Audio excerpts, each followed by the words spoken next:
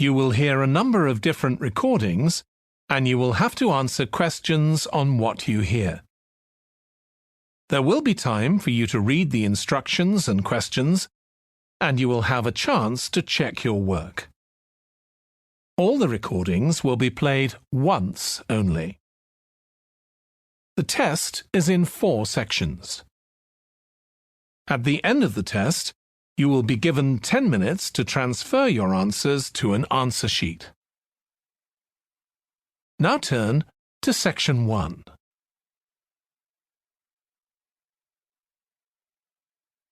Section 1. You will hear a telephone conversation between a woman who wants to attend a cookery class and an official at a tourist information centre. First, you have some time to look at questions 1 to 6.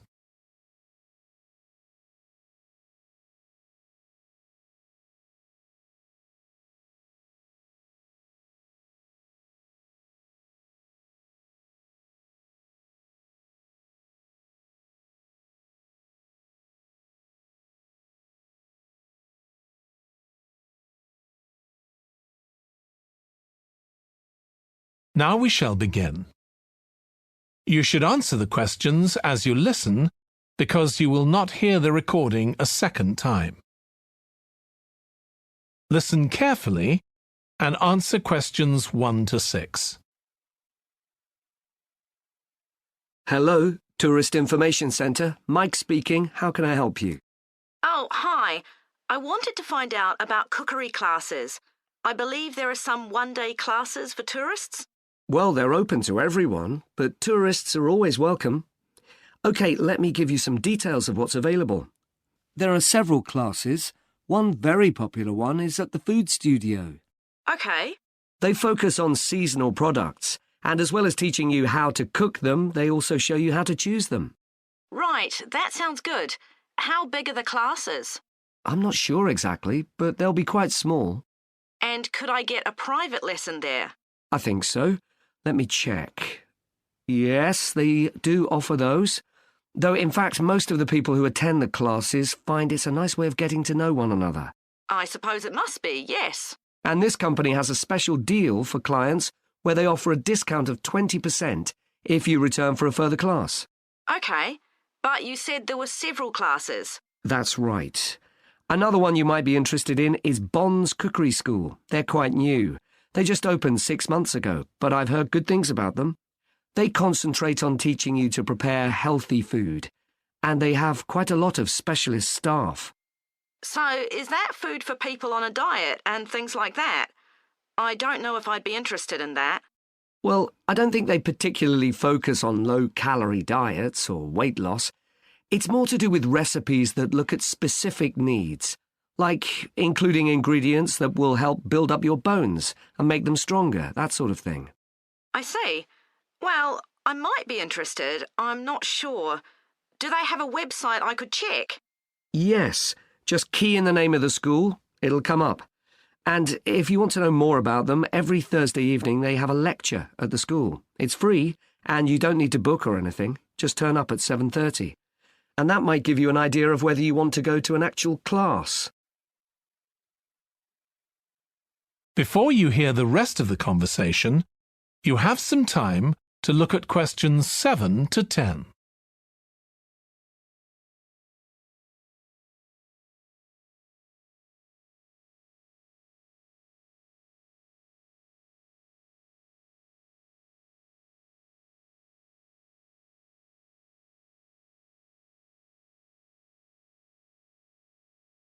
Now listen and answer questions 7 to 10.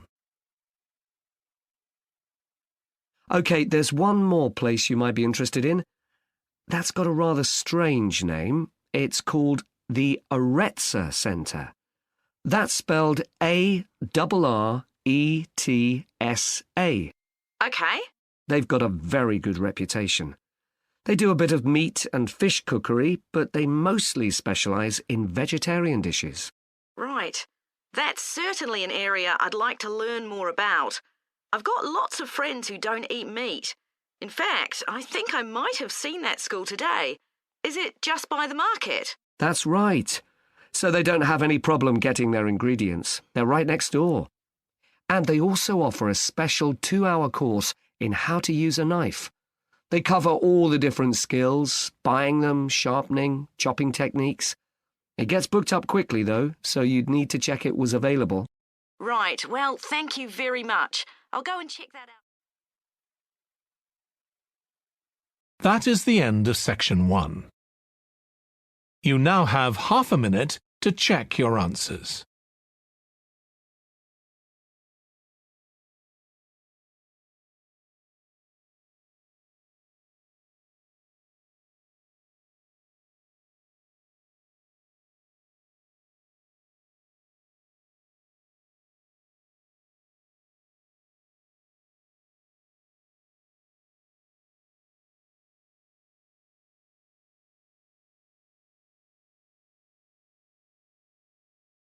Now turn to section 2.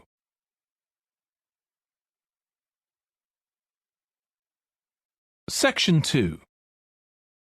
You will hear the chairman of the Highways Committee of Granford speaking to members of the public about proposed changes to traffic and parking in the area. First, you have some time to look at questions 11 to 13.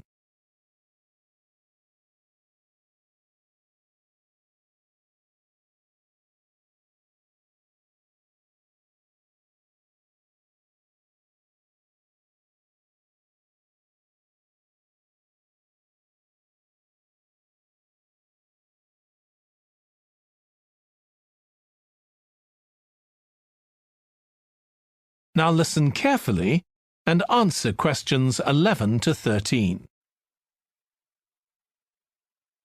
Good evening, everyone. My name's Phil Sutton, and I'm chairman of the Highways Committee. We've called this meeting to inform members of the public about the new regulations for traffic and parking we're proposing for Granford. I'll start by summarising these changes before we open the meeting to questions. So, why do we need to make these changes to traffic systems in Granford? Well, we're very aware that traffic is becoming an increasing problem. It's been especially noticeable with the increase in heavy traffic while they've been building the new hospital. But it's the overall rise in the volume of traffic of all kinds that's concerning us.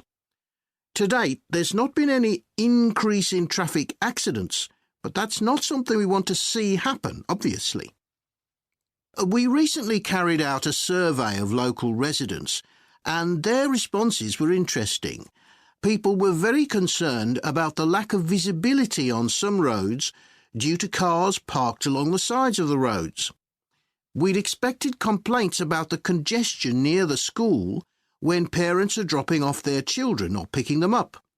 But this wasn't top of the list, and nor were noise and fumes from trucks and lorries, though they were mentioned by some people. We think these new traffic regulations would make a lot of difference, but we still have a long way to go. We've managed to keep our proposals within budget, just, so they can be covered by the council. But of course it's no good introducing new regulations if we don't have a way of making sure that everyone obeys them. And that's an area we're still working on with the help of representatives from the police force. Before you hear the rest of the talk, you have some time to look at questions 14 to 20.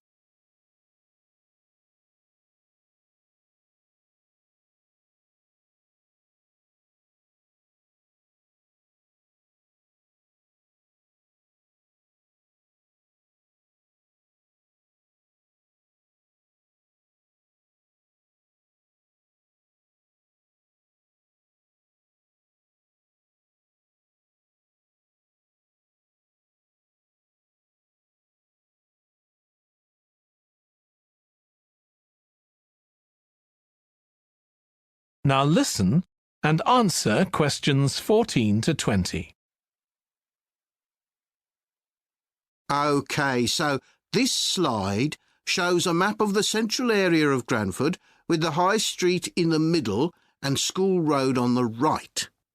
Now, we already have a set of traffic lights in the High Street at the junction with Station Road, but we're planning to have another set at the other end at the School Road junction to regulate the flow of traffic along the High Street.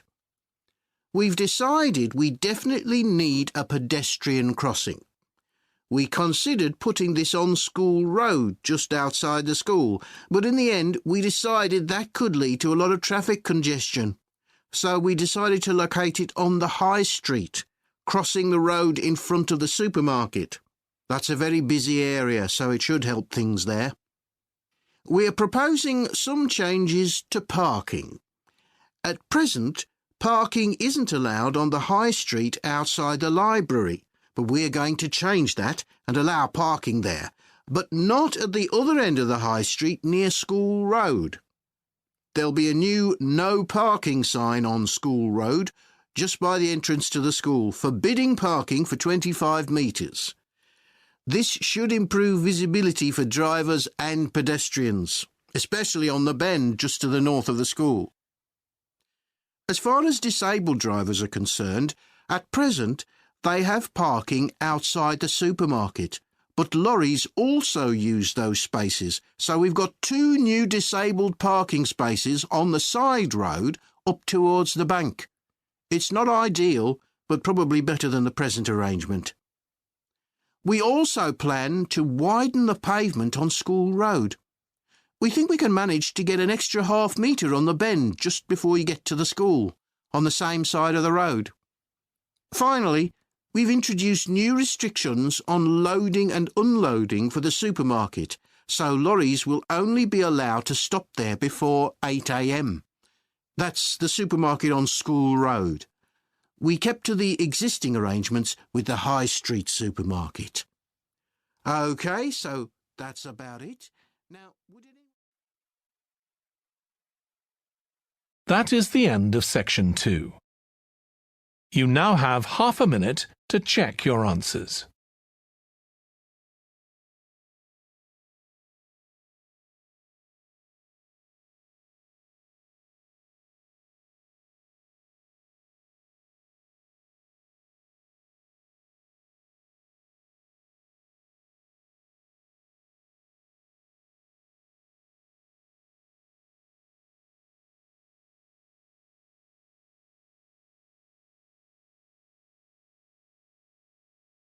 Now turn to section 3.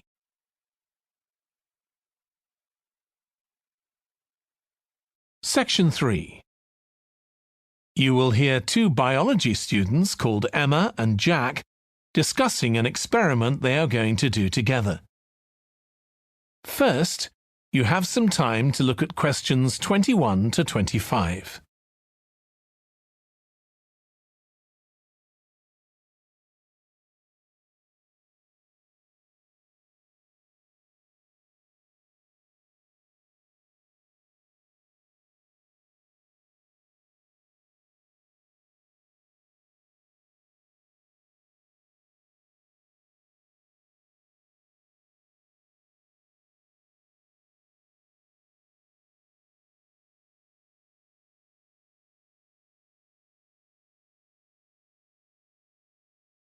Now listen carefully and answer questions 21 to 25. We've got to choose a topic for our experiment, haven't we, Jack? Were you thinking of something to do with seeds? That's right. I thought we could look at seed germination, how a seed begins to grow. OK. Any particular reason? I know you're hoping to work in plant science eventually. Yeah, but practically everything we do is going to feed into that. No, there's an optional module on seed structure and function in the 3rd year that I might do.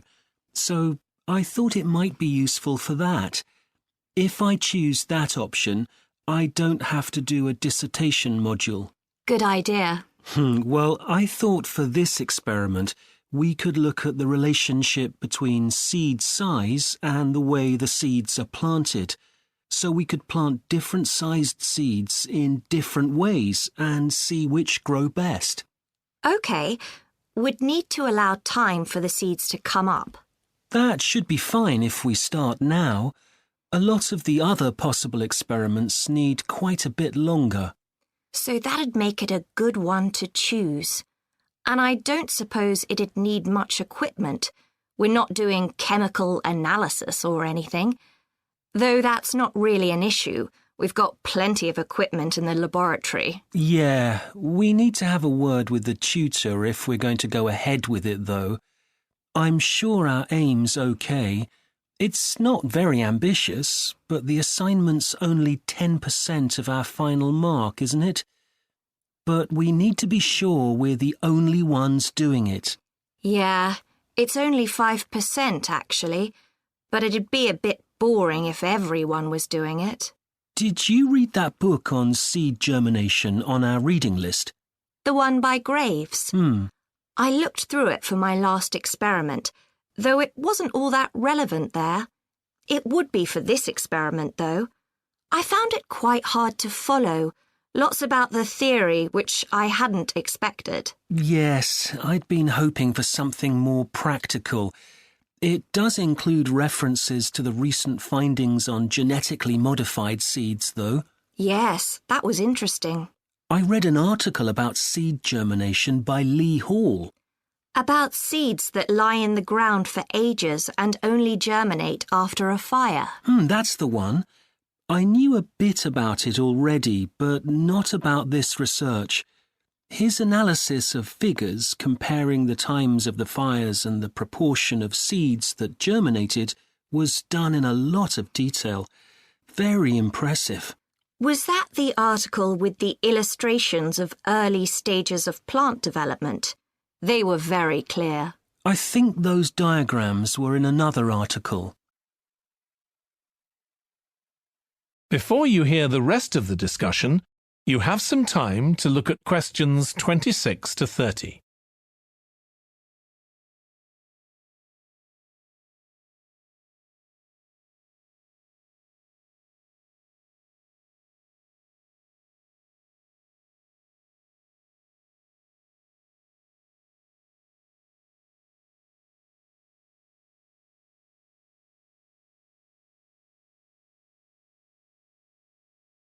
Now listen and answer questions 26 to 30.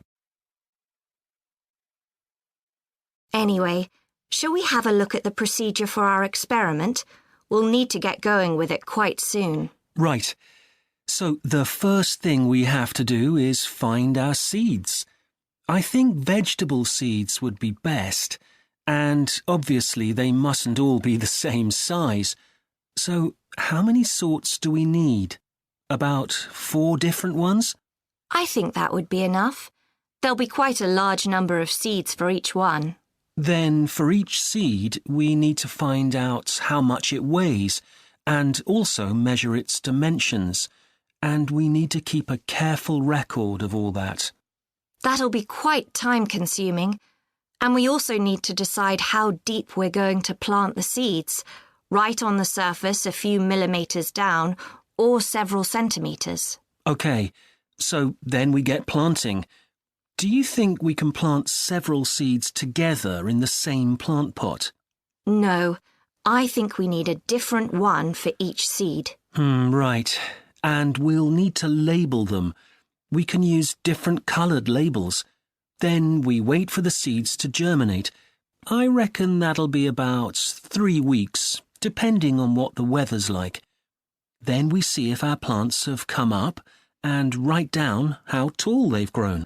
Then all we have to do is look at our numbers and see if there's any relation between them. That's right.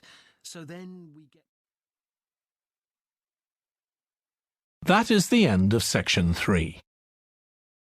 You now have half a minute to check your answers.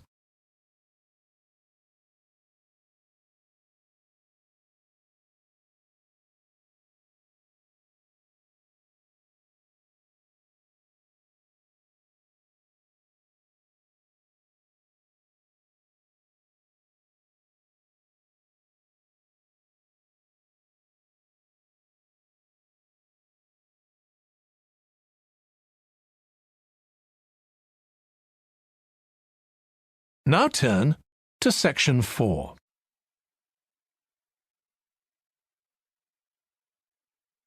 Section 4. You will hear part of a lecture on an environmental studies course about recent research on how animals are adapting to urban environments. First, you have some time to look at questions 31 to 40.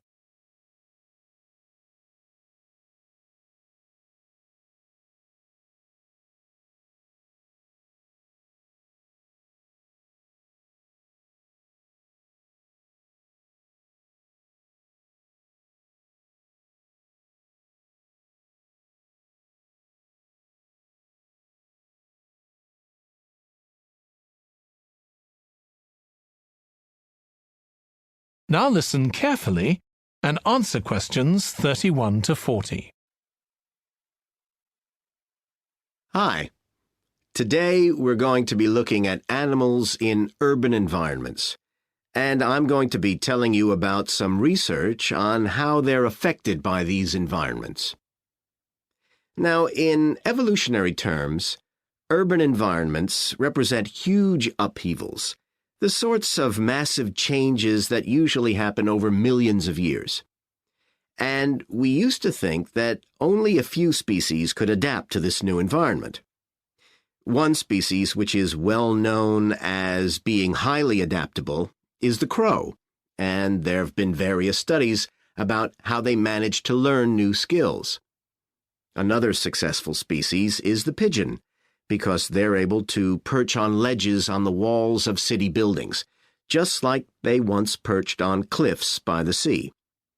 But, in fact, we're now finding that these early immigrants were just the start of a more general movement of animals into cities, and of adaptation by these animals to city life.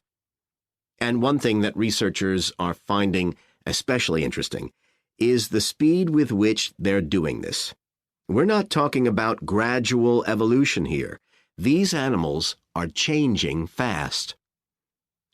Let me tell you about some of the studies that have been carried out in this area. So, in the University of Minnesota, a biologist called Emily Snellrud and her colleagues looked at specimens of urbanized small mammals such as mice and gophers that had been collected in Minnesota and that are now kept in museums there. And she looked at specimens that had been collected over the last 100 years, which is a very short time in evolutionary terms. And she found that during that time, these small mammals had experienced a jump in brain size when compared to rural mammals. Now, we can't be sure this means they're more intelligent, but since the sizes of other parts of the body didn't change, it does suggest that something cognitive was going on. And Snellrud thinks that this change might reflect the cognitive demands of adjusting to city life, having to look in different places to find food, for example, and coping with a whole new set of dangers. Then over in Germany, at the Max Planck Institute, there's another biologist called Katharina Miranda, who's done some experiments with blackbirds living in urban and rural areas. And she's been looking not at their anatomy, but at their behavior. So, as you might expect, she's found that the urban blackbirds tend to be quite bold. They're prepared to face up to a lot of threats that would frighten away their country counterparts. But there's one type of situation that does seem to frighten the urban blackbirds, and that's anything new, anything they haven't experienced before. And if you think about it, that's quite sensible for a bird living in the city.